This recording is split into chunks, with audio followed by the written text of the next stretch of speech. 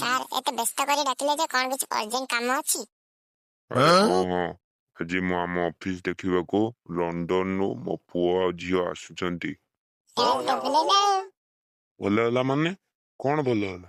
ନାଇଁ ମୋ ସାର୍, ସାନ ସାର୍ ଆଉ ସାନ ମ୍ୟାଡାମ ଯୋଉ ଆସିବେନି ସେଇ କଥା କହୁଛି ରଘୁ। ଓହୋ ହଉ ତମେ ଦୁଇ ଜଣ ଗୋଟେ କାମ କର, ଜଲ୍ଦି ଜଲ୍ଦି ଯାଇ ତାଙ୍କ ପାଇଁ ଖାଇବା ପିଇବାର ବ୍ୟବସ୍ଥା କର। ସାର୍ ସାନ ମ୍ୟାଡାମ ଆଉ ସାନ ସାର୍ ଉପର ଖାଇବେ ନା ତଳ?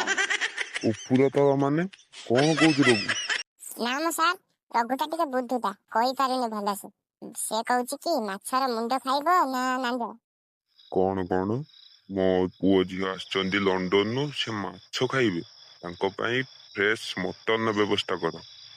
ସାର୍ ତମର କଣ ମନେ ନାହିଁ, ଆଜି ପରା ମାଣବସା ଗୁରୁବାର? ସେମାନେ ମାଣବସା ଗୁରୁବାର ଫୁରୁବାର କଥା ଜାଣନ୍ତିନି। ତମେ ଯେମିତି ହଉ ଫ୍ରେଶ ମଟନର ବ୍ୟବସ୍ଥା କର। ସେମାନେ ଆଜି ଭଲସେ ଯେମିତି ଖାଇକି ଯିବେ।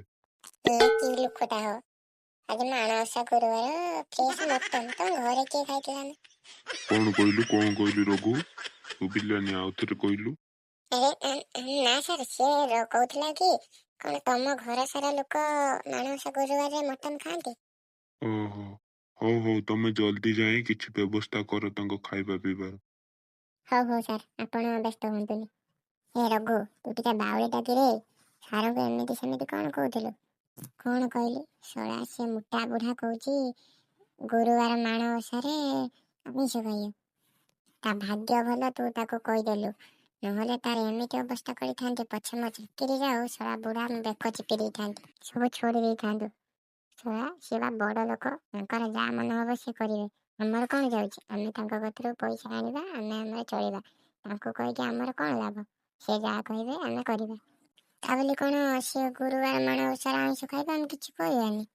ନା ଆମେ କାହିଁ କହିବା? ସିଏ ତାଙ୍କର ଗୁରୁବାର ମାଣବସାରେ ଖାଇକି ଲକ୍ଷ୍ମୀ ଛଡା ହୁଅନ୍ତୁ, ଆମ ଗଣ୍ଡରେ ଭଲ ହଉଛି ତାଙ୍କୁ କହିବା। ହଉ ଚାଲ, ଶଳା ବୁଢା ପୁଣି ଗାଳିଦବ, ଆମେ ଯିବା ଆମ କାମ କରିବା। ହଉ ଚାଲ। ଓହୋ, ଗୋଟେ ଟେନସନ ଗଲା। ଶଳା ବୁଢା ଆହୁରି ଗିରି ହେଇଥାନ୍ତା, ବଞ୍ଚିଗଲା। ତୁ ଯାହା କହ ଭାଗ୍ୟ, ବୁଢାର ଝିଅ ବହୁତ ସୁନ୍ଦର ଦେଖିଛି। ତାକୁ ଦେଖୁ ଦେଖୁ ମୋର ପା ଉଠି ପଇଲା ନା। ଆରେ ମୋର କଣ ଅଛି, ମୋର ପା ଟେଙ୍ଗ ହେଇଗଲା ସାଙ୍ଗେ ସାଙ୍ଗେ।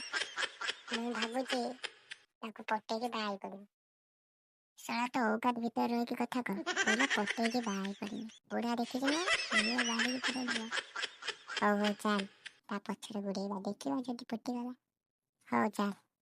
ଆରେ ରଘୁ, ସାରଙ୍ଗ ଝିଅ ଏଇଠି ରେ, ଏକା କଣ କରୁଛି କେଜାଣି? ଚାଲୁନୁ ଲୁଚିକି ଦେଖିବା କଣ କରୁଛି। ସେ ଅଫିସ ରୁମକୁ ଦେଖୁଛି ଭଲସେ।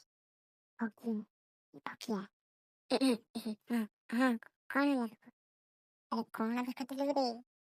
ଆରେ ନା କିଛି ନୁହଁ, ସତ କହ କଣ ଦେଖୁଥିଲୁ, ସତ କହ। ଆରେ ସେ ଯୋଉ ତାର ଘୋରା ଦେଖୁଥିଲି ଆଉ। ଓହୋ, ଟିକେ ଦେଖିଲୁ, ଗୁଲିଆ ରୁଦ୍ଧ। Who are you? ନାମ ମ୍ୟାଡାମ, ଆମେ ଅଫିସର କର୍ମଚାରୀ। हमको इंग्लिश बुझा पड़ेगा, ओडिया कहना। नहीं, मुझे उड़िया नहीं आता है। थोड़ा थोड़ा हिंदी आ जाता है, लेकिन उड़िया नहीं आता है। तुम क्या बोल रही हो?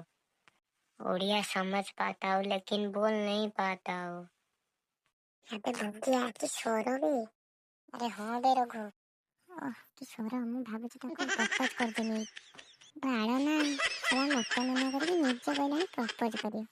ଆରେ ତ ସାଙ୍ଗ ପାଇଁ ଏତିକି ତ କମ୍ପ୍ରମାଇଜ କର ପ୍ଲିଜ, ମୁଁ କରିଦଉଛି ପ୍ରପୋଜ। ସେଟା ଇଂଲିଶ ଯଦି କହିପାରୁନି କହୁଛୁ କାହିଁକି? ପ୍ରପୋଜ ଇଏ ସିଏ। ମ୍ୟାଡାମ ତ ଗୋଟେ କଥା କହିଥାନ୍ତି।